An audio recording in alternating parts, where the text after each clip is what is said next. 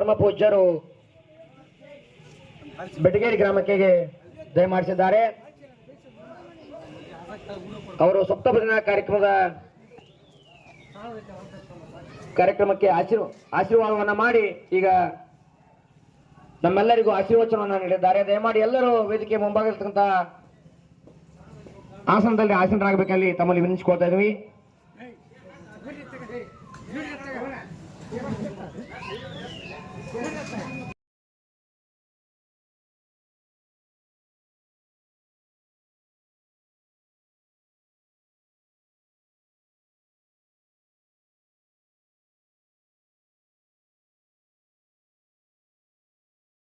ಅಕ್ಕ ತಂಗಿಯರು ಹಾಗೂ ಸಕಲ ಸದ್ಭಕ್ತರು ದಯಮಾಡಿ ಆಗಮಿಸಬೇಕು. ಪೂಜ್ಯರ ಆಶೀರ್ವಚನ ಇನ್ನೇನು ಕೆಲವೇ ಕ್ಷಣಗಳಲ್ಲಿ ತಮ್ಮೆಲ್ಲರನ್ನ ಕುರಿತು ಆಶೀರ್ವಚನ ನೀಡಿದ್ದಾರೆ. ದಯಮಾಡಿ ಎಲ್ಲ ಗ್ರಾಮದ ಸಕಲ ಸದ್ಭಕ್ತರು ಈ ಒಂದು ಕಾರ್ಯಕ್ರಮಕ್ಕೆ ಆಗಮಿಸಬೇಕು.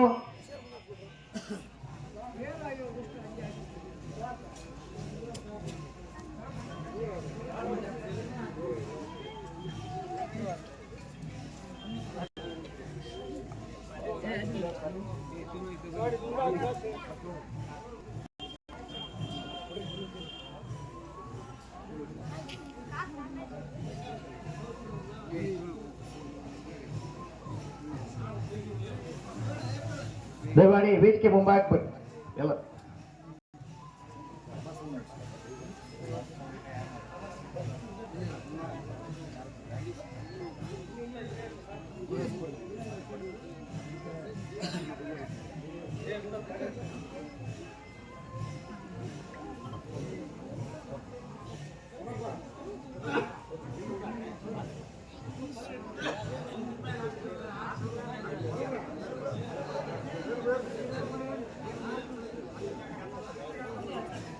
ಎಲ್ಲ ಸದ್ಭಕ್ತರು ದಯಮಾಡಿ ವೇದಿಕೆ ಮುಂಭಾಗದಲ್ಲಿ ಆಸೀನರಾಗಬೇಕು. ಅಕ್ಕ ತಂಗಿಯರು ದಯಮಾಡಿ ಬಂದು ತಾಯಂದ್ರ ಬಂದಲ್ಲಿ ಆಸೀನರಾಗಬೇಕು.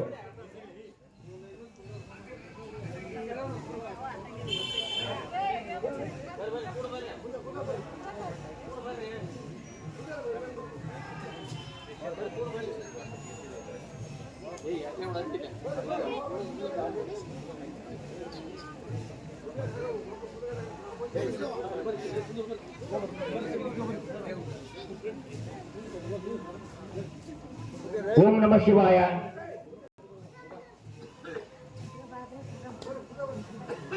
ಶಿವನೊಲಿದರೆ ಕರಡು ಕನರುವುದಯ್ಯ, ಶಿವನೊಲಿದರೆ ಸಕಲ ಇಷ್ಟಾರ್ಥ ಐಶ್ವರ್ಯ ಒಲಿಯುವುದಯ್ಯ ಅಂತ ಪರಶಿವನ ಸ್ತುತಿಯಲ್ಲಿ ತೊಡಗಿರ್ತಕ್ಕಂಥ ನಮ್ಮೂರಿನ ಸಕಲ ಸದ್ಭಕ್ತರು ಸಪ್ತಭಜನಾ ಕಾರ್ಯಕ್ರಮವನ್ನು 4ನೇ ದಿನದ ಅತ್ಯಂತ ಯಶಸ್ವಿಯಾಗಿ ಯಾವುದೇ ಮಡಿಯುಳಿಗೆ ಆ ನಿಯಮಗಳಿಗೆ ವ್ಯತಿರಿಕ್ತವಾಗದಂತೆ ಅತ್ಯಂತ ಯಶಸ್ವಿಯಾಗಿ ಸಪ್ತಭಜನಾ ಕಾರ್ಯಕ್ರಮವನ್ನು ನಡೆಸಿಕೊಳ್ತಾ ಬರ್ತೇವೆ. ಇಂದಿನ 4ನೇ ದಿನದ ಸಪ್ತಭಜನಾ ಕಾರ್ಯಕ್ರಮ ಅತ್ಯಂತ ಖುಷಿಯಿಂದ ಸಂತೋಷದಿಂದ ನಮ್ಮೂರವರೆಲ್ಲ ಈಗ ಅದ್ದವ್ರು ಹೇಳ್ತಿದ್ರು, ಸಪ್ತಭಜನೆಯಿಂದ ನಮಗೇನು ತೊಂದರೆ ಇಲ್ಲ, ಮತ್ತೆ ಖುಷಿ ಹೆಚ್ಚಾಗೈತಿ. ಅಷ್ಟು ಖುಷಿಯಿಂದ ಸಂತೋಷದಿಂದ ಮನಪೂರ್ವಕವಾಗಿ ಸಪ್ತಭಜನೆಯನ್ನ ನಿರ್ವಹಿಸ್ತಾ ಇದ್ದೀವಿ. ಇಂಥ ಒಂದು ಸಪ್ತಭಜನಾ ಕಾರ್ಯಕ್ರಮದಲ್ಲಿ ಇಂದು ನಮ್ಮೂರಿನ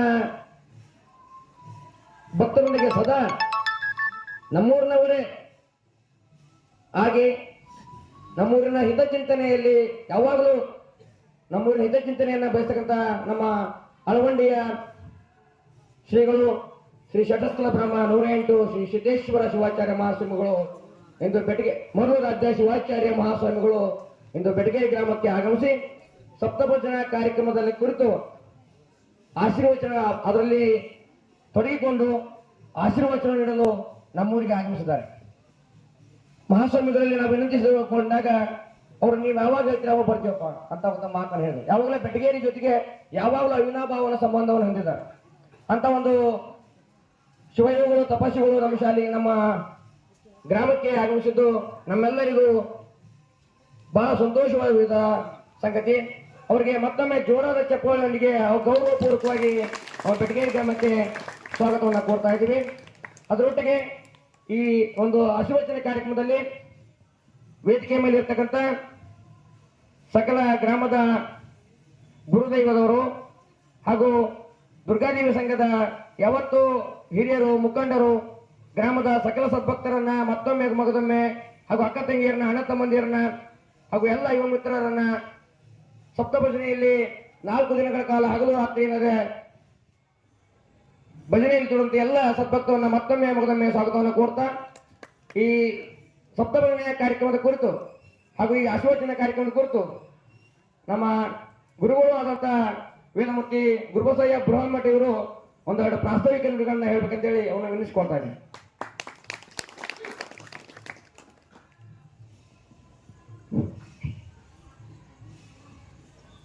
ಗುರುಭ್ಯೋ ನಮಃ.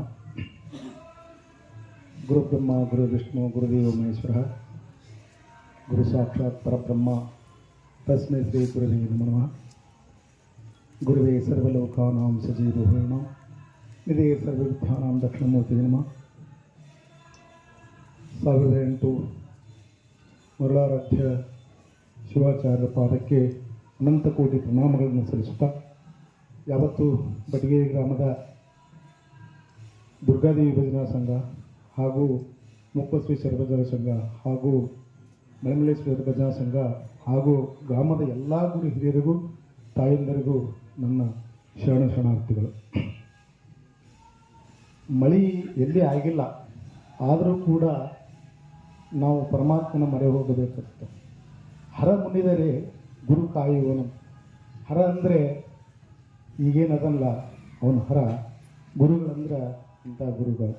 ಯಾಕಪ್ಪ ಅಂದ್ರೆ ಇಂಥವ್ರ ಬಾಯಿಂದ ಬಂದಿರತಕ್ಕಂಥ ನುಡಿ ಏನಪ್ಪ ಅಂದ್ರೆ, ಕೊಟ್ಟರೆ ವರ ಇಟ್ಟರೆ ಶಾಪ.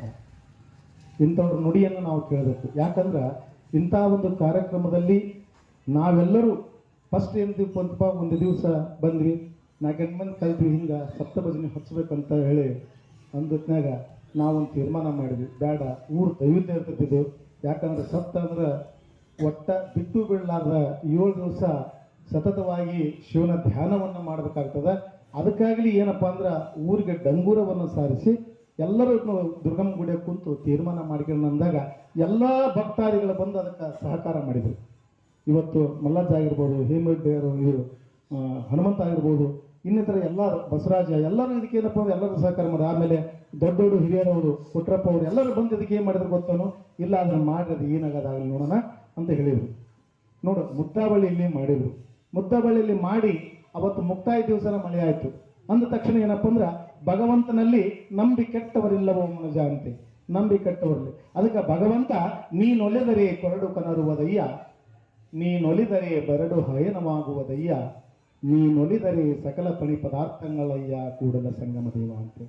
ಅದಕ್ಕೆ ಭಗವಂತ ಒಲಿದಪ್ಪ ಸಾಧ್ಯನೇ ಇಲ್ಲ. ಅವ್ರಿಗೆ ಕಷ್ಟ ಐತಿ ಇಲ್ಲಂತ ಅನ್ನಕ್ಕಾಗಲ್ಲ. ಈ ಸ್ವಾಮಿಗಳು ಅದಾರ ಅಂದ್ರೆ ಸ್ವಾಮಿಗಳು ಆರಾಮದಾರ ಅಂತ ನೀವು ಅನ್ಕೊಳಕ್ ಹೋಗ್ಬೇಡ್ರಿ. ಇಲ್ಲಿ ಬಂದು ಕುಂಚೆ ತಂದ್ರೆ ಏನ್ ನುಡಿಬೇಕನ್ನೋದು ಅವ್ರಿಗೆ ಕಷ್ಟ ಆಗತ್ತ. ಯಾವುದಷ್ಟು ಸರಳಲ್ಲ. ಎಲ್ಲಿ ಮಳೆ ಇಲ್ಲಪ್ಪ ಅಂದ್ರೆ ನುಡಿಬೇಕಾಗತ್ತ.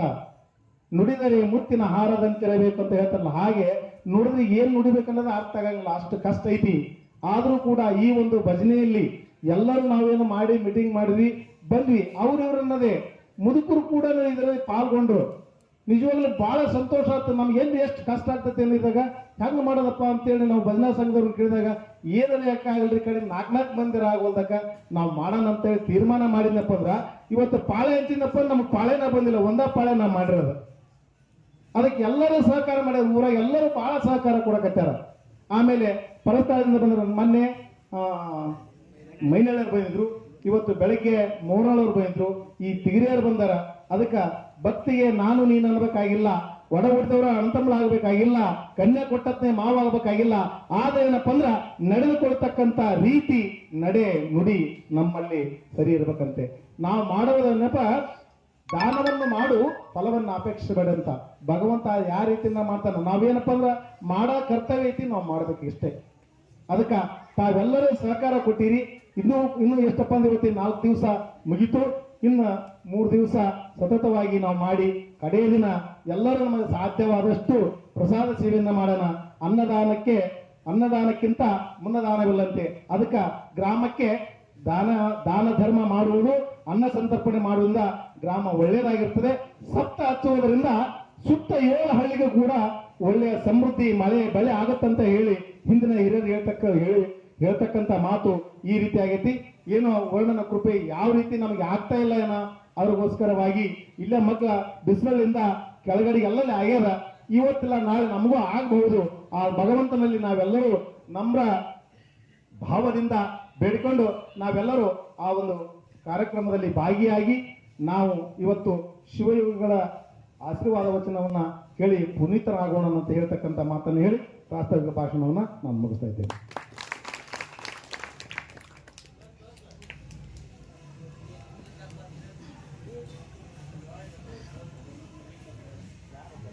ನಂಬಿಕೆರೆದರೆ ಊರಿನನೇ ಶಿವನು ಎನ್ನುವ ಮಾತಿನ ಆಧಾರದ ಮೇಲೆ ಭಕ್ತಿಯಿಂದ ನಾವು ಈಗಾಗಲೇ 4 ದಿನದ ಯಶಸ್ವಿ ಕಾರ್ಯವನ್ನ ಪೂರ್ಣಗೊಳಿಸಿದ್ದೀವಿ. ಇದರಲ್ಲಿ ತಾವೆಲ್ಲರೂ ತನವರಿಂದ ಭಾಗವಹಿಸಿದ್ದೀರಿ.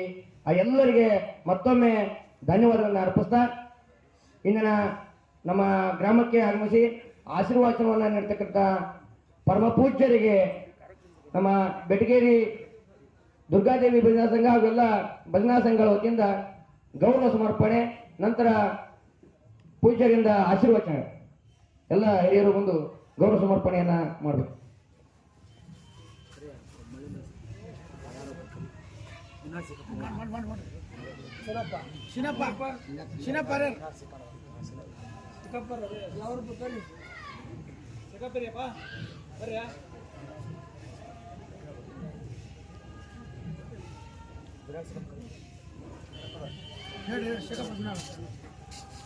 ಈ ಸಪ್ತಭಜನ ಕಾರ್ಯಕ್ರಮವನ್ನ ನಾವು ಭಜನಿ ಮಾತ್ರ ಈ ಕಾರ್ಯಕ್ರಮ ಅಂದ್ಕೊಂಡಿದ್ವಿ. ಆದ್ರೆ ಕೆಲವರು ಈಗಾಗಲೇ ದೇಣಿಗೆಯನ್ನು ಸಹ ಸಲ್ಲಿಸ್ತಾ ಇದ್ದಾರೆ. ನಾವು ಯಾವುದೂ ಅದನ್ನ ಪ್ರಸ್ತಾವನೆ ಮಾಡದೇ ಇದ್ರು ಅನೇಕರು ಪ್ರಸಾದ ವ್ಯವಸ್ಥೆಯನ್ನು ಮಾಡಿಕೊಟ್ಟಿದ್ದಾರೆ. ಸಪ್ತಭಜನೆಯಲ್ಲಿ ಪಾಲ್ಗೊಂಡಂತ ಕೆಲವರಿಗೆ ಮಹಾದೇವ್ ಪರಮ ಪೂಜ್ಯರಿಗೆ ಒಂದು ಗೌರವ ಸಮರ್ಪಣೆಯನ್ನ ನೆರವೇರಿಸಿಕೊಟ್ಟಂತ ಗ್ರಾಮದ ಹಿರಿಯರಿಗೆ ನಮನಗಳನ್ನ ಸಲ್ಲಿಸ್ತಾ ಇದ್ದೀವಿ.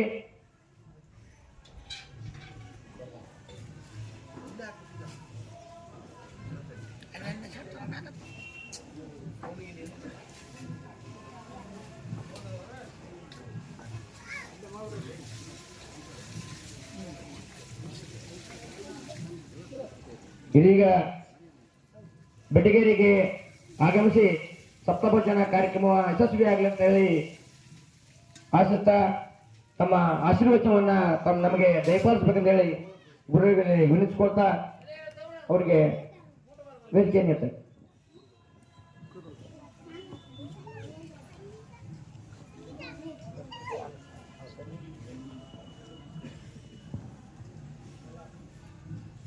ಶಿವಸಾಂಬಜೈ ನಮಃ ಪಾರ್ವತಿ ಪತಿ ಶಿವ ಹರ ಹರ ಮಹಾದೇವ.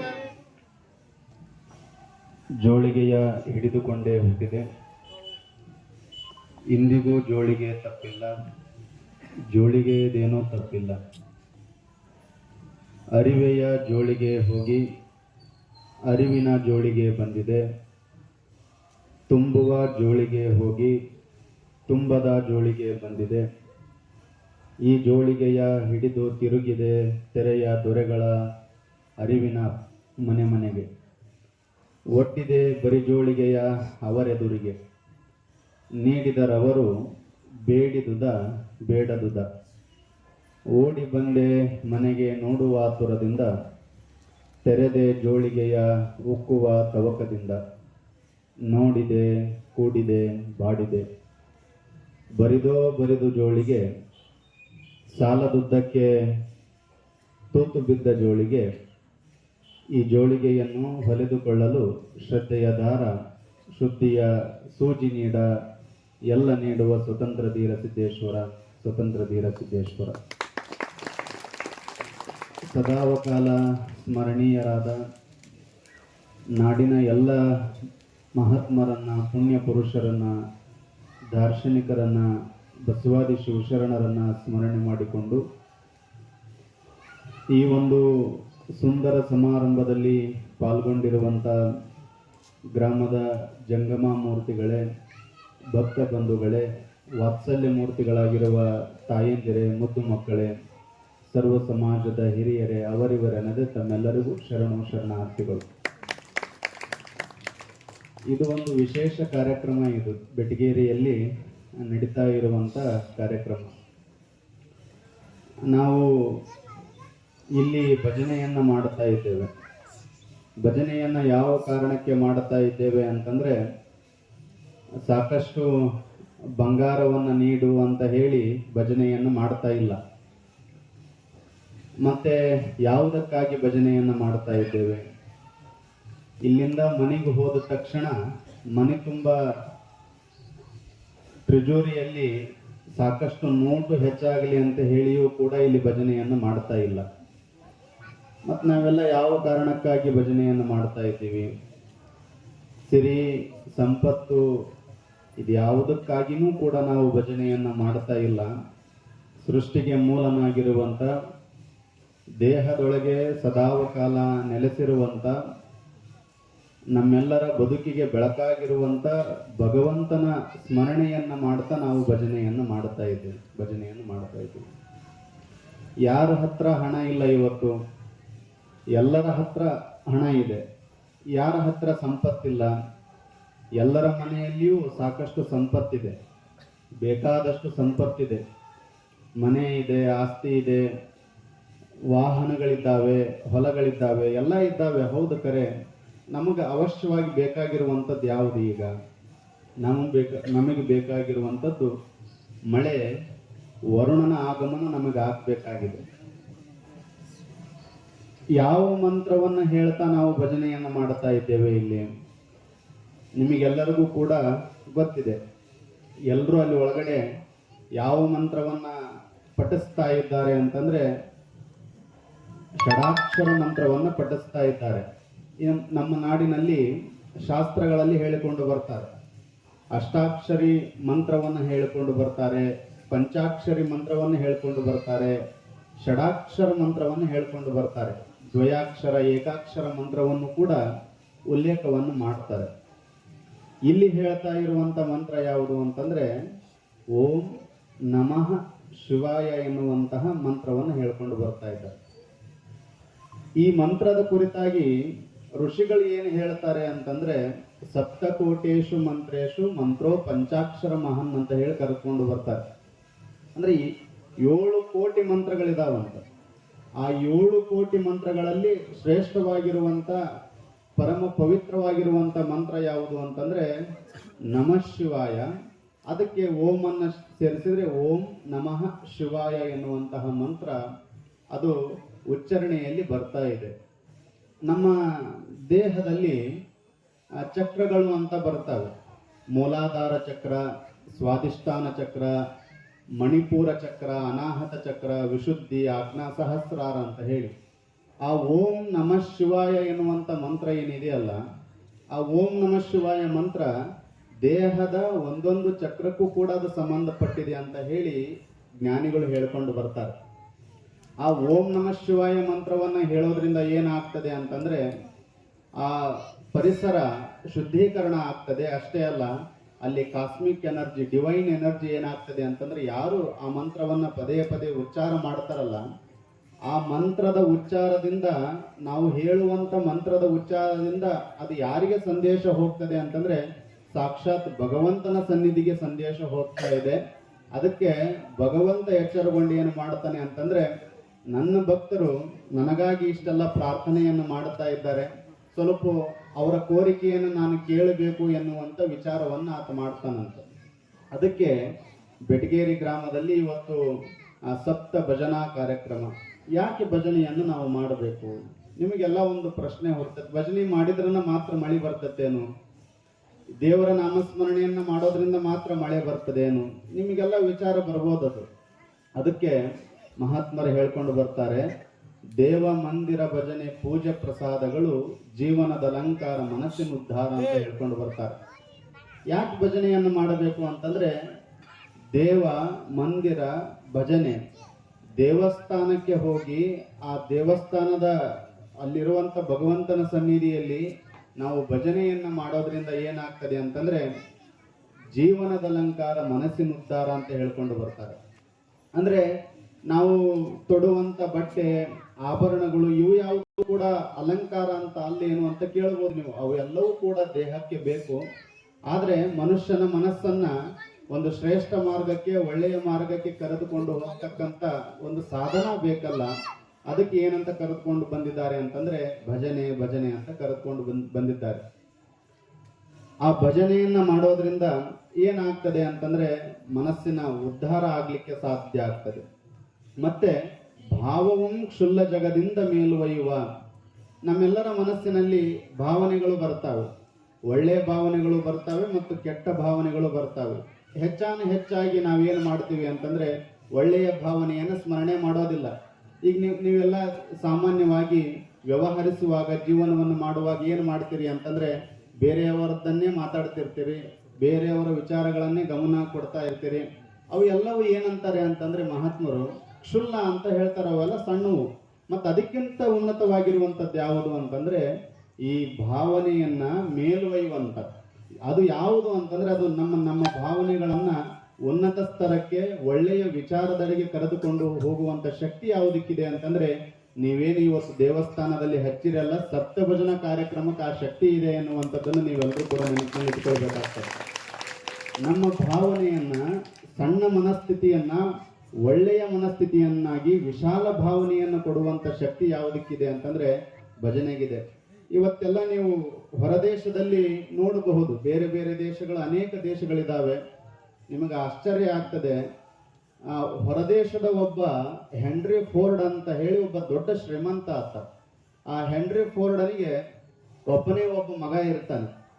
ನಿಮಗೆಲ್ಲ ಆಶ್ಚರ್ಯ ಆಗ್ಬೋದು, ನಮ್ಮ ಮಕ್ಕಳು ಇವತ್ತು ಭಜನೆಯನ್ನ ಮಾಡೋದ್ರಾಗ್ಲಿ, ನಮ್ಮ ಧರ್ಮ ಸಂಸ್ಕೃತಿಯಲ್ಲಿ ಹೇಳಿರುವಂತ ಶಿವಪೂಜೆ ಆಗಿರ್ಬೋದು, ಲಿಂಗ ಪೂಜೆ ಆಗಿರ್ಬೋದು, ಅಥವಾ ಮನೆ ದೇವರ ಪೂಜೆ ಆಗಿರ್ಬೋದು, ಮನೆ ದೇವರ ಸ್ಮರಣೆ ಆಗಿರ್ಬೋದು, ಇದನ್ನೆಲ್ಲ ಮಾಡ್ಬೇಕಂತಂದ್ರ ತಾತ್ಸರಕ್ಕೊಳಗಾಗ್ತಾರ. ಯಾಕೆ ಮಾಡಬೇಕು ಅಂತ ಹೇಳಿ ವಿಚಾರ ಮಾಡ್ತಾರೆ. ಒಂದು ಕ್ಷಣನೂ ಕೂಡ ಅಲ್ಲಿ ಸಮರ್ಪಣೆ ಮಾಡೋದಿಲ್ಲ ಭಗವಂತನ ಸನ್ನಿಧಿಗೆ. ಆ ಹೆನ್ರಿ ಫೋರ್ಡ್ ಏನಿದ್ನಲ್ಲ, ಆತನಿಗೆ ಒಬ್ಬನೇ ಒಬ್ಬ ಮಗ. ಹೆನ್ರಿ ಫೋರ್ಡ್ ಎಷ್ಟು ಶ್ರೀಮಂತ ಅಂತಂದ್ರೆ ಇಡೀ ಅರ್ಧ ಜಗತ್ತನ್ನೇ ಕೊಂಡುಕೊಳ್ಳುವಂತ ಶಕ್ತಿ ಹೆನ್ರಿ ಫೋರ್ಡನಿಗಿತ್ತು. ನಿಮಗೆ ಆಶ್ಚರ್ಯ ಆಗ್ತದೆ. ಅವನು ಅಕಾಲಿಕ ಮರಣವನ್ನು ಹೊಂತಾನೆ ಹೆನ್ರಿ ಫೋರ್ಡ್. ಅವನ ಮಗ ಏನಿದ್ನಲ್ಲ, ಅವನು ಎಲ್ಲಿಗೆ ಬಂದ ಅಂತಂದ್ರೆ ಭಾರತ ದೇಶಕ್ಕೆ ಬಂದು ಇಲ್ಲಿ ಆಚರಿಸುವಂತ ಇಸ್ಕಾನ್ ಟೆಂಪಲ್ ಅಂತ ನಿಮಗೆಲ್ಲ ಗೊತ್ತೈತಿ. ಅಲ್ಲೆಲ್ಲ ಹರೇ ಕೃಷ್ಣ ಹರೇ ರಾಮ ಎನ್ನುವಂತ ಮಂತ್ರವನ್ನು ಅವ್ರು ಯಾವಾಗ್ಲೂ ಹೇಳ್ತಾ ಇರ್ತಾರೆ.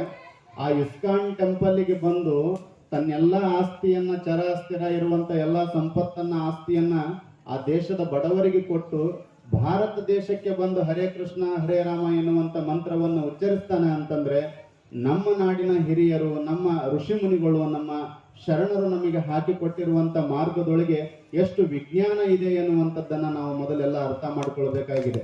ಇಂತಹ ಭಜನೆಯಲ್ಲಿ ನಮ್ಮೆಲ್ಲರನ್ನು ಉದ್ಧರಿಸುವಂತ, ನಮ್ಮೆಲ್ಲರ ಮನಸ್ಸನ್ನು ಏಕಾಗ್ರಗೊಳಿಸುವಂತ ಶಕ್ತಿ ಯಾವುದಕ್ಕಿದೆ ಅಂತಂದ್ರೆ ಭಜನೆಯೊಳಗಿದೆ.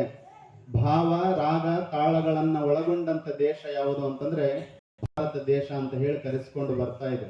ಅದಕ್ಕೆ ನೀನು ಒಲಿದರೆ, ಬಸವಣ್ಣನವರು ಅದನ್ನೇ ಹೇಳಿದ್ದು, ನೀನು ಒಲಿದರೆ ಕೊರಡು ಕೊನರುವುದಯ್ಯ, ನೀನು ಒಲಿದರೆ ಬರಡು ಹಯನಹುದಯ್ಯ, ನೀನು ಒಲಿದಡೆ ಸಕಲ ಪಡಿಪದಾರ್ಥಗಳು ಇದರಲ್ಲಿಪ್ಪವು ಅಂತ ಹೇಳ್ತಾರೆ. ಅಂದ್ರೆ ಅವನ ಸ್ಮರಣೆಯನ್ನ ಮಾಡೋದ್ರಿಂದ, ಅವನ ನಾಮ ಜಪವನ್ನ ಮಾಡೋದ್ರಿಂದ ಏನಾಗ್ತದೆ ಅಂತಂದ್ರೆ ಮಂತ್ರಕ್ಕೆ ಯಾವ ಶಕ್ತಿ ಇದೆ ಅಂತಂದ್ರೆ ಮನನಂ ತ್ರಾಣಯತೆ ಇತಿ ಮಂತ್ರ ಅಂತ ಹೇಳ್ಕೊಂಡು ಬರ್ತಾರೆ. ಮನಸ್ಸನ್ನ ಏಕಾಗ್ರಗೊಳಿಸುವಂತ ಅದು ಯಾವುದೇ ಮಹಾತ್ಮರ ಸ್ಮರಣೆ ಆಗಿರ್ಬೋದು, ಮಂತ್ರದ ಸ್ಮರಣೆ ಆಗಿರ್ಬೋದು, ನಮ್ಮ ನಾಡಿನ ಶರಣರ ಸ್ಮರಣೆ ಆಗಿರ್ಬೋದು, ಇದನ್ನ ಮಾಡೋದ್ರಿಂದ ಏನಾಗ್ತದೆ ಅಂತಂದ್ರೆ ನಮ್ಮ ಮನಸ್ಸು ಏಕಾಗ್ರ ಚಿತ್ತಕ್ಕೆ ಒಳಗಾಗ್ಲಿಕ್ಕೆ ಸಾಧ್ಯ ಆಗ್ತದೆ. ಅದೇ ಒಂದು ಓಂ ನಮಃ ಶಿವಾಯ ಎನ್ನುವಂತ ಮಂತ್ರವನ್ನೇ ಸ್ಮರಣೆಯನ್ನ ಮಾಡಿ ಇವತ್ತು ಬಸವಾದಿ ಶಿವಶರಣರು ಲೋಕಪೂಜ್ಯರಾದ್ರು, ಜಗದ್ಗುರು ಪಂಚಾಚಾರ್ಯರು ಲೋಕಪೂಜ್ಯರಾದ್ರು, ಹೇಮರೆಡ್ಡಿ ಮಲ್ಲಮ್ಮನಂತ ಶಿವಶರಣಿ ಲೋಕಪೂಜ್ಯಳಾದ್ಲು, ಸಜ್ಜಲಗುಡ್ಡದ ಶರಣಮ್ಮನವರು ಅವರು ಲೋಕಪೂಜ್ಯರಾದ್ರು, ಇಟಗಿಯ ಭೀಮಮ್ಮನವರು ಅವರು ಲೋಕಪೂಜ್ಯರಾದ್ರು. ಯಾವ ಮಂತ್ರವನ್ನು ಹೇಳಿ ಅವರು ಲೋಕಪೂಜ್ಯರಾದ್ರು ಅಂತಂದ್ರೆ ಅದೇ ಓಂ ನಮಃ ಶಿವಾಯ ಎನ್ನುವಂತ ಮಂತ್ರವನ್ನೇ ಹೇಳಿ ಲೋಕಪೂಜ್ಯರಾಗಿದ್ದಾರಲ್ಲ, ಆ ಮಂತ್ರವನ್ನ ಅವರು ಒಳಗಡೆ ಉಚ್ಚರಿಸ್ತಾ ಇದ್ದಾರೆ ಅಂತಂದ್ರೆ ಯಾಕೆ ಬೆಡಗೇರಿ ಗ್ರಾಮಕ್ಕೆ, ಈ ಭಾಗಕ್ಕೆ ಮಳೆ ಆಗೋದಿಲ್ಲ ಎನ್ನುವಂತ ಸಂಶಯ ನಮ್ಮ ಒಳಗೆ ಬರ್ಲಿಕ್ಕೆ ಸಾಧ್ಯ ಆಗ್ತದೆ. ಹರಿಯುವಂತ ನದಿ ಬತ್ತಿರಬಹುದು, ಮನೆಯಲ್ಲಿರುವಂತ ಬಾವಿಯಲ್ಲಿರುವಂತ ನೀರು ಬತ್ತಿರಬಹುದು, ಆದ್ರೆ ಭಾರತ ದೇಶದಲ್ಲಿರುವಂತ ಜನರ ಭಕ್ತಿಯ ಜಲ ಏನೈತಲ್ಲ ಅದು ಯಾವ ಕಾರಣಕ್ಕೂ ಕೂಡ ಬತ್ತಲಿಕ್ಕೆ ಆಗೋದಿಲ್ಲ. ಅಂತಹ ಒಂದು ಶಕ್ತಿ ಆ ಮಂತ್ರಕ್ಕೆ ಇದೆ. ಒಮ್ಮೆ ಏನಾಗ್ತದೆ ಅಂತಂದ್ರೆ, ಎಲ್ಲರಿಗೂ ಈಗ ಮಳೆ ಬಹಳ ಅವಶ್ಯ ಆಗಿರುವಂಥದ್ದು. ಈಗ ರೈತರಿಗೆಲ್ಲ ಎಷ್ಟೋ ಜನ ಹೊಲಗಳನ್ನು ಬಿತ್ತಿದ್ದಾರೆ, ಮಳೆ ಅವಶ್ಯಕತೆ ಇದೆ, ಗೊಬ್ಬರದ ರೇಟು ಭಾಳ ಐತಿ, ಬೀಜ ಗೊಬ್ಬರಗಳನ್ನ ತಂದಾರೆ, ಮತ್ತು ಅದನ್ನ ಹೊಳ್ಳಿ ಅವರು ಕೂಡ ತಗೊಳಂಗಿಲ್ಲ. ಅವರು ಬೀಜ ತಂದಿರ್ತಾರೆ ಅಂತಂದ್ರೆ 50-60 ಸಾವಿರ ಖರ್ಚು ಮಾಡಿರ್ತಾರೆ, ಆದ್ರೆ ಮಳೆ ಇಲ್ಲ. ಮಳೆ ಯಾಕಾಗಿಲ್ಲ ಅಂತ ಹೇಳಿ ಪ್ರಶ್ನೆಯನ್ನ ನಾವೆಲ್ಲ ಹೆಂಗದೀವಿ ಅಂತಂದ್ರೆ, ಸಂಕಟ ಬಂದಾಗ ತಿರುಪತಿ ತಿಮ್ಮಪ್ಪನ ಸ್ಮರಣೆ ಮಾಡ್ತೀವಿ ನಾವು, ನಮ್ಮ ಕಷ್ಟ ಬಂದಾಗ ಆತನ ಸ್ಮರಣೆ ಮಾಡೋದು ನಾವು. ಇಲ್ಲ ಅಂತಂದ್ರೆ ಯಾವಾಗ ಸ್ಮರಣೆ ಮಾಡ್ತೀವಿ ಮಾಡಂಗಿಲ್ಲ. ಈ ಕಷ್ಟ ಬಂದೈತಿ, ನಮಗೆ ಮಳೆ ಇಲ್ಲ ಅಂತ ಹೇಳಿ ನಾವು ಸ್ಮರಣೆ ಮಾಡ್ತೀವಿ. ಅದಕ್ಕೆ ಹಿಂದಿನ ಹಿರಿಯರೆಲ್ಲರೂ ಏನ್ ಮಾಡ್ತಿದ್ರು ಅಂತಂದ್ರೆ, ಎಷ್ಟು ದೇವಸ್ಥಾನಗಳು ಇರ್ತಾವಲ್ಲ ಅಲ್ಲೆಲ್ಲ ಆ ಗುಡಿಯಲ್ಲೆಲ್ಲ ಒಂದೊಂದು ಭಜನಾ ಸಂಘ ಇರ್ತಿದ್ವು. ಅಲ್ಲೆಲ್ಲ 10, 15 ಜನ, 20 ಜನ ಅವ್ರು ಏನ್ ಮಾಡ್ತಿದ್ರು ಅಂತಂದ್ರೆ ನಿರಂತರ ಭಜನೆ ಮಾಡ್ತಿದ್ರು. ಶ್ರಾವಣ ಮಾಸ ಬಂತು ಅಂತಂದ್ರೆ ಪುರಾಣ ಪ್ರವಚನಗಳು ಪ್ರಾರಂಭ ಆಗ್ತಿದ್ವು. ನವರಾತ್ರಿ ಬಂತು ಅಂತಂದ್ರೆ ದೇವಿ ಪುರಾಣಗಳನ್ನ ಹೇಳಿಸುವಂತ ಒಂದು ಕೀರ್ತನೆಗಳನ್ನ ಹೇಳಿಸುವಂತ ಇದನ್ನೆಲ್ಲ ಒಂದು ಪರಂಪರೆಯನ್ನು ನಮ್ಮ ಸಮಾಜದಲ್ಲಿ ನಾವು ನೋಡಬಹುದಾಗಿತ್ತು. ಆದ್ರೆ ಇವತ್ತಿನ ಮೊಬೈಲ್ ಯುಗದಲ್ಲಿ, ಟಿವಿ ಮಾಧ್ಯಮದ ಯುಗದಲ್ಲಿ ಆ ಎಲ್ಲ ಸಂಸ್ಕೃತಿಗಳನ್ನ ನಾವು ಮರೆಯುತ್ತಾ ಇರುವಂತ ಕಾರಣಕ್ಕಾಗಿನೇ ಭಗವಂತ ಎಲ್ಲಿ ಆತ್ಮ ಸ್ವಿಚ್ ಆಫ್ ಮಾಡ್ಕೊಂಡ್ ಕುಂತ ನಾನು ಫೋನ್ ಅಲ್ಲ ನಿಮ್ದು ಕೇಳಿ ಸಾಕಾಗೈತೆ ಅಂತ ಹೇಳಿ ನಾವೇನಾತ ಟಪಾಲ್ ಹಾಕಿದ್ರೆ ಅದು ನೋಡುವಲ್ಲ, ಹೊಳ್ಳಿ ಕಳಿಸುವಲ್ಲ ಅದನ್ನ. ಅದಕ್ಕೆ ಮತ್ತೆ ಈ ಒಂದು ರೀಸೈಕಲ್ ಬಿನ್ ಅಂತ ಹೇಳ್ತಾರಲ್ಲ, ಹಿಂದೆಲ್ಲ ಕಾಲ್ನಡಿಗೆ ಇರ್ತಿತ್ತು, ಕಾಲ್ನಡಿಗೆಯಿಂದ ಸೈಕಲ್ಲಿಂದ ಮೋಟಾರ್ ಸೈಕಲ್ಲಿಂದ 4 ಕಾಲಿಯ ಚಕ್ರ ವಾಹನ ಏನು ಕಾರುಗಳು, ಮತ್ತೆ ಟ್ರ್ಯಾಕ್ಟರ್, ಹಿಂಗ್ ಬರ್ತಿದ್ವಲ್ಲ. ಮತ್ತೆ ಅಲ್ಲಿ ಅದ ಪರಂಪರೆ ಪ್ರಾರಂಭ ಆಗಕ್ ಕುಂತಂತ ಹೇಳಿ ನಮ್ಮ ಜನರನ್ನೆಲ್ಲ, ಈ ನಮ್ಮ ಮಣ್ಣಿಗೆ ಎಷ್ಟು ದೊಡ್ಡ ಶಕ್ತಿ ಐತೆ ಅಂತಂದ್ರ, ಇಲ್ಲಿರುವಂತ ಮಣ್ಣು ಮಹಾತ್ಮರ ಮಹಿಮೆಯನ್ನ ಸಾರ್ತದೆ. ಇಲ್ಲಿ ಇರುವಂತ ನೀರು ಎಲ್ಲರಲ್ಲೂ ನೀರು ಎನ್ನುವಂತ ಸಂದೇಶವನ್ನು ನೀಡುತ್ತದೆ. ಇಲ್ಲಿರುವ ಕಲ್ಲು ಕಾರುಣ್ಯದ ಕಥೆಯನ್ನ ಹೇಳ್ತದೆ. ಇದೇ ಒಂದು ಪರಿಸರದಲ್ಲಿ ಹಿಂದೆ ದೊಡ್ಡ ದೊಡ್ಡ ಮಹಾತ್ಮರೆಲ್ಲ ಬಂದು ಹೋಗಿರಬಹುದು, ಅವ್ರ ಪಾದವನ್ನು ಸ್ಪರ್ಶ ಮಾಡಿರಬಹುದು, ಅದೆಲ್ಲ ಹಿಂದೆ ನಡೆದು ಹೋಗಿರ್ತೈತಿ. ಮತ್ತೆ ನಮ್ಮನ್ನು ಎಚ್ಚರಿಸುವಂತ ಕೆಲಸ ಮತ್ತೆ ಭಗವಂತ ಸ್ವತಃ ಭಕ್ತರ ಮನಸ್ಸಿನಲ್ಲಿ ಬಂದು ಆತೇನು ಮಾಡ್ತಾನೆ ಅಂತಂದ್ರೆ ನಮ್ಮನ್ನು ಎಲ್ಲರನ್ನು ಎಚ್ಚರಿಸುವಂತ ಕೆಲಸವನ್ನು ಮಾಡ್ತಾನೆ. ಒಮ್ಮೆ ಪಾರ್ವತಿ ಪರಮಾತ್ಮನನ್ನು ಕೇಳ್ತಾಳೆ, ನೀನಿರುವಂತ ಸ್ಥಳ ಯಾವುದಪ್ಪ ಅಂತ ಹೇಳಿ. ಅದಕ್ಕೆ ಪರಮಾತ್ಮ ಹೇಳ್ತಾನೆ, ನಾಹಂ ವಾಸಾಮಿ ಕೈಲಾಸೆ ನಮೇರವು ಮಠ ಮಂದಿರೆ ಮದ್ಭಕ್ತ ಯತ್ರ ತಿಷ್ಟಂತಿ ತತ್ರ ತಿಷ್ಟಾಮಿ ಪಾರ್ವತಿ ಅಂತ ಹೇಳ್ತಾನೆ.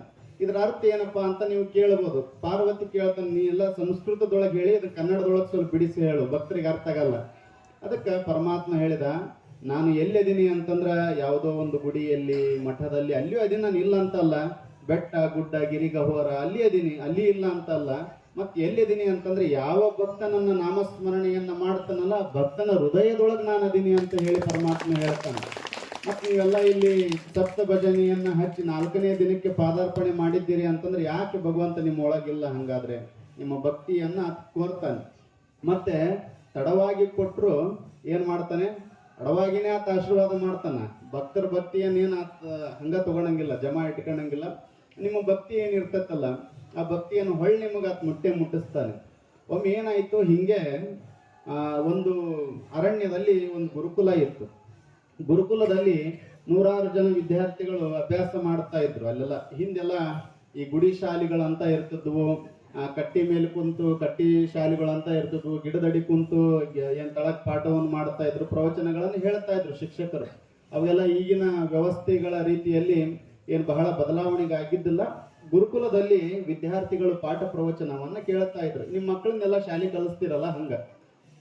ಅಲ್ಲಿ ಏನಾಗ್ತದೆ ಅಂತಂದ್ರೆ, ಇದ್ದಕ್ಕಿದ್ದ ಹಾಗೆ ಒಮ್ಮೆ ಬರಗಾಲದ ಛಾಯೆ ಪ್ರಾರಂಭ ಆಗ್ತದೆ. ಪ್ರಾರಂಭ ಆದ ತಕ್ಷಣ ನೀವು ಎಲ್ಲ ಹೆಂಗ್ ವಿಚಾರ ಮಾಡಿರಲ್ಲ, ಅಲ್ಲಿರುವಂತ ಊರಿನ ಜನ, ಊರೊಳಗ ಗುರುಗಳದಾರ, ಗುರುಕುಲದಲ್ಲಿ ಆಶ್ರಮದಲ್ಲಿ ಗುರುಗಳದಾರ. ಆ ಗುರುಗಳ ಹತ್ರ ಹೋಗಿ ಅವರಿಗೆ ಭಿನ್ನಹವನ್ನ ಮಾಡಿದ್ರೆ ಏನಾದ್ರೂ ಅವರು ಮಳೆ ಬರುವಂತಹ ಒಂದು ಮಾರ್ಗದರ್ಶನವನ್ನು ನಮಗೆ ಅನುಗ್ರಹ ಮಾಡ್ತಾರ. ಅದಕ್ಕೆ ಮಾಡೋಣ ಅಂತ ಹೇಳಿ ವಿಚಾರ ಮಾಡ್ತಾರ. ಅದ್ರೊಳಗೆ 4 ಮಂದಿ ಇರ್ತಾರಲ್ಲ, ಅವ್ರು ಏನಂತಾರಂದ್ರ, ನಿಮಗೆ ತಲೆಗಿಲಿ ಕೆಟ್ಟತ್ತೇನೋ, ಅಲ್ಲಿ ಯಾಕೆ ಹೋಗಿ ಸುಮ್ಮನೆ ಬರ್ರಿ, ಇಲ್ಲಿ ನೋಡ್ರಿ ಹಂಗ ಖಾಲಿ ಸಮಯ ಕಳಿ ಬರ್ರಿ ಅಂತ ಹೇಳಿ ಅವ್ರು ಕರೀತಾರ. ಅವ್ರನ್ನ ಒಂದು 8 ಜನ ಮಳಿ ಭಜನೆ ಮಾಡೋ ನಂತರ ಇನ್ನೊಂದು 4 ಜನ ಏನ್ ಮಾಡ್ತಾರಂತಂದ್ರ, ಅಲ್ಲಿ ಯಾಕೆ ಹೋಗ್ತಾರೆ, ಯಾಕೆ ಹೇಳ್ತೀರ ಅಂತ ಹೇಳ್ತಾರೆ ಗುರುಗಳ ಹತ್ರ.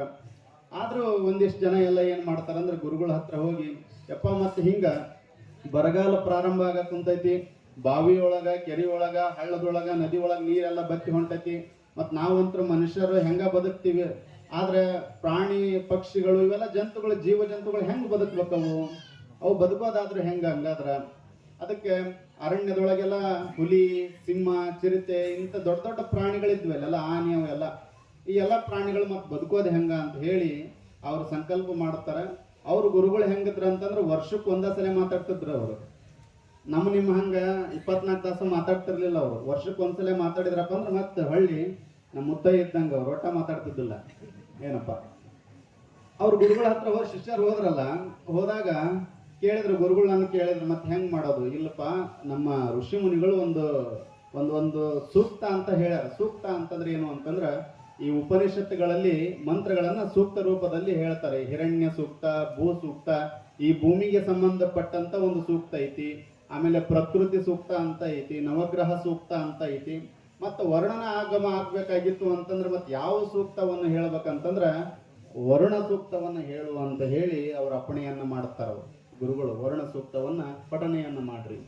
ವರ್ಣ ಸೂಕ್ತವನ್ನ ಹೇಳೋದ್ರಿಂದ ಏನಾಯಿತು ಅಂತಂದ್ರೆ ಅಲ್ಲಿ ಗುರುಕುಲದಲ್ಲಿರುವಂತ ವಿದ್ಯಾರ್ಥಿಗಳು ಮತ್ತಲ್ಲಿ ಊರಿನ ಜನ ಎಲ್ಲ ಏನ್ ಮಾಡ್ತಾರೆ ಅಂತಂದ್ರ ಒಂದು ಮರದ ಕೆಳಗಡೆ ಕುತ್ಕೊಂಡು ಆ ವರುಣ ಸೂಕ್ತವನ್ನ ಪಠಣೆಯನ್ನ ಮಾಡ್ತಾರೆ, ಅದನ್ನ ಸ್ಮರಣೆಯನ್ನ ಮಾಡ್ತಾರೆ, ಅದನ್ನ ಉಚ್ಚರಿಸ್ತಾರೆ ಮೇಲಿಂದ ಮೇಲೆ. ನಿಮಗೆ ಆಶ್ಚರ್ಯ ಆಗ್ತೈತಿ. 3, 4, 5 ದಿನ ಆದ ಮೇಲೆ ಸಾಕಷ್ಟು ಸಮೃದ್ಧಿಯ ಮಳೆ ಆ ವರುಣ ಸೂಕ್ತವನ್ನ ಉಚ್ಚಾರಣೆ ಮಾಡೋದ್ರಲ್ಲಿ ಆಗ್ತೈತಿ ಅಂತಂದ್ರೆ ನಮ್ಮ ಋಷಿಗಳು ಅದನ್ನ ಸಾಕ್ಷೀಕರಿಸ್ತಾರೆ. ಅಂತಂದ್ರೆ ನಮ್ಮ ನಾಡಿನ ಮಹಾತ್ಮರು ನಮಗೆ ಕೊಟ್ಟಂತ ಮಂತ್ರಗಳಲ್ಲಿ ಯಾಕೆ ಅಷ್ಟು ದೊಡ್ಡ ಶಕ್ತಿ ಇಲ್ಲ ಎನ್ನುವಂಥದ್ದನ್ನು ನಾವೆಲ್ಲ ಕೂಡ ಅರ್ಥ ಮಾಡ್ಕೊಳ್ಬೇಕಾಗ್ತದೆ. ಅದಕ್ಕೆ ಬ ಎಂಬಲ್ಲಿ ಭವ ಅಳೆದಿತ್ತು, ಸಾ ಎಂಬಲ್ಲಿ ಸರ್ವಜ್ಞನ ಆದೆನು, ವಾ ಎಂದು ವಚಿಸುವಡೆ ಸಕಲವೂ ಎಲ್ಲವನ್ನು ಪ್ರಾಪ್ತಿ ಆಯಿತು ಅಂತ ಹೇಳಿ ಬರೆದುಕೊಂಡು ಬರ್ತಾರೆ. ಆ ಕಾರಣಕ್ಕಾಗಿ ಮಂತ್ರಕ್ಕೆ ಅಷ್ಟು ದೊಡ್ಡ ಶಕ್ತಿ ಇದೆ. ನೀವೆಲ್ಲ ಬೆಟಗೇರಿ ಗ್ರಾಮದ ಈ ಸುತ್ತಮುತ್ತಲಿನ ಅನೇಕ ಹಳ್ಳಿಗಳಲ್ಲೆಲ್ಲ ನಾವು ನೋಡಬಹುದು. ಅನೇಕ ಭಾಗದ ಭಕ್ತರೆಲ್ಲ ಇಲ್ಲಿ ಬಂದು ಈ ಭಜನೆಯಲ್ಲಿ ಪಾಲ್ಗೊಂಡಿದ್ದಾರೆ ಅಂತಂದ್ರೆ ನಿಜವಾಗಿಯೂ ಕೂಡ ನೀವೆಲ್ಲರೂ ಕೂಡ ಧರ್ಮ ಪ್ರಜ್ಞೆಯನ್ನು ಒಳಗೊಂಡಂತವರಾಗಿದ್ದೀರಿ ಎನ್ನುವ ಕಾರಣಕ್ಕಾಗಿನೇ ಇವತ್ತು 4ನೇ ದಿನಕ್ಕೆ ಈ ಒಂದು ಸಪ್ತ ಭಜನಾ ಕಾರ್ಯಕ್ರಮ ನಡೆದುಕೊಂಡು ಬಂದಿದೆ.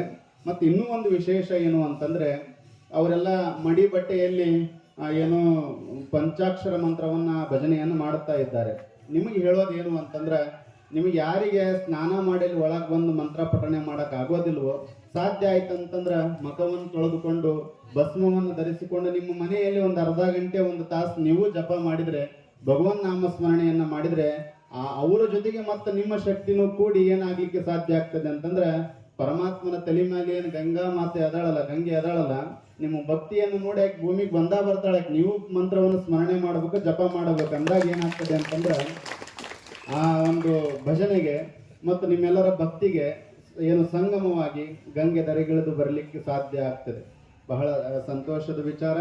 ಈ ಪರಂಪರೆ ಇದನ್ನು ನೋಡಿದ್ರೆ ಏನಂತ ಸಪ್ತ ಭಜನಾ ಕಾರ್ಯಕ್ರಮ ಇದನ್ನೆಲ್ಲ ನೋಡಿದ್ರೆ ಒಂದು ಹಬ್ಬದ ವಾತಾವರಣ ಇವತ್ತು ಬೆಟಗೇರಿ ಗ್ರಾಮದಲ್ಲಿ ಆಗಿರುವಂಥದ್ದು. ಇದಕ್ಕೆಲ್ಲ ಅನೇಕ ಹಿರಿಯರ ಸಹಕಾರ, ಭಕ್ತರ ಏನೋ ಒಂದು ಇಚ್ಛಾಶಕ್ತಿ, ಶ್ರದ್ಧೆ ಇದೆಲ್ಲವೂ ಕೂಡ ಸಮ್ಮಿಳಿತಗೊಂಡು ಈ ಒಂದು ಕಾರ್ಯಕ್ರಮ ಬಹಳ ಚೆನ್ನಾಗಿ ನಡೆದುಕೊಂಡು ಬರ್ತಾ ಇದೆ. ನೀವು ಸ್ಮರಣೆಯನ್ನ ಮಾಡ್ರಿ, ನೀವು ಜಪವನ್ನ ಮಾಡ್ರಿ. ದೇವಿ ಪುರಾಣದಲ್ಲಿ ಚಿದಾನಂದ ಅವಧೂತರು ಅದನ್ನೇ ಹೇಳ್ತಾರೆ.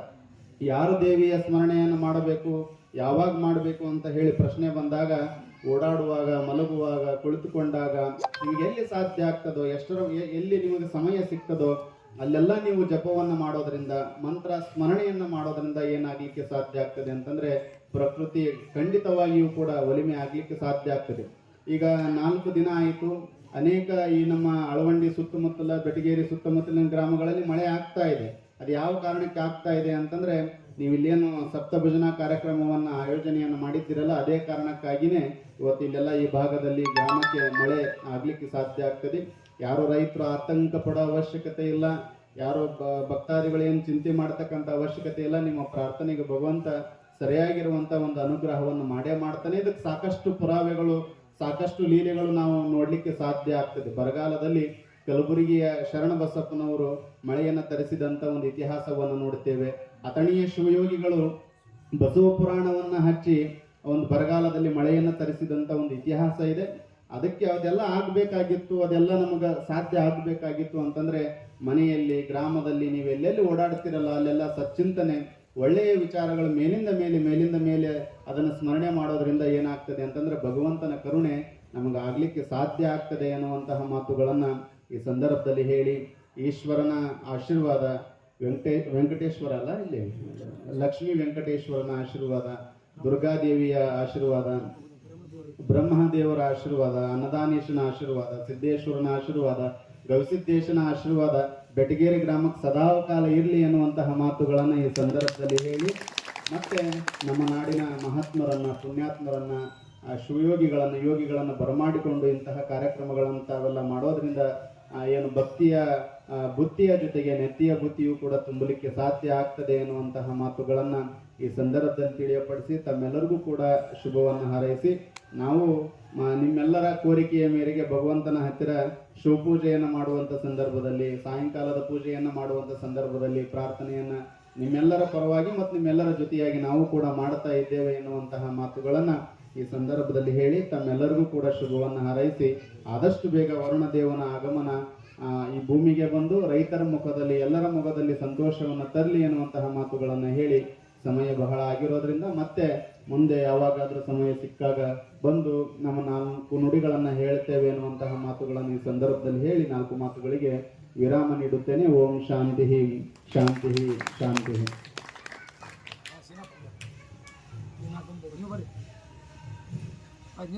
ಪ್ರಪಂಚದಲ್ಲಿ ಎಷ್ಟೇ ಆಧುನಿಕತೆ, ಎಷ್ಟೇ ತಂತ್ರಜ್ಞಾನ ಮುಂದುವರೆದರೂ ಶರಣರ ಸುಳ್ಳುಡಿಗಳು, ಸನ್ಮಾರ್ಗದ ಮಾತುಗಳನ್ನ ಕೇಳಿದ ಮೇಲೆ ಬುದ್ಧಿಯವರು ಹೇಳ್ದಂಗೆ ಭಜನೆ ಕೇವಲ ನಾವು ಮಳೆಗಾಗಿ ಅಲ್ಲ, ನಮ್ಮ ಮನಸ್ಸಿನ ವಿಕಾಸಕ್ಕಾಗಿ, ಜಗತ್ತಿನ ಸಮೃದ್ಧಿಗಾಗಿ, ನಾಡಿನ ಒಳಿತಿಗಾಗಿ, ಇಲ್ಲಾರು ನಮ್ಮ ವೈಯಕ್ತಿಕವಾಗಿ ಸಂಪತ್ತನ್ನು ಕೇಳದೆ ಇಡೀ ನಾಡಿಗಾಗಿ ಮಳೆಯನ್ನ ಭಕ್ತಿಯಿಂದ ಮನಸ್ಸನ್ನು ವಿಕಾಸಗೊಳಿಸುತ್ತಾ ಭಜನೆಯನ್ನ, ಸಪ್ತ ಭಜನೆಯನ್ನ ಮಾಡೋಣ ಅಂತಂದೇಳಿ ನಮ್ಮೆಲ್ಲರಿಗೂ ಒಳ್ಳೆಯದಾಗ ಅಂತೇಳಿ ಆಶೀರ್ವಚನವನ್ನು ನೀಡಿದಂತ ಪರಮ ಪೂಜ್ಯರಿಗೆ ನಮ್ಮ ಬೆಟಗೇರಿ ಗ್ರಾಮದ ಪರವಾಗಿ ಜೋರದ ಚಪ್ಪಾಳೆ ಮೂಲಕ ಧನ್ಯವಾದಗಳನ್ನು ಅರ್ಪಿಸ್ತಾ ಇದ್ದೇವೆ.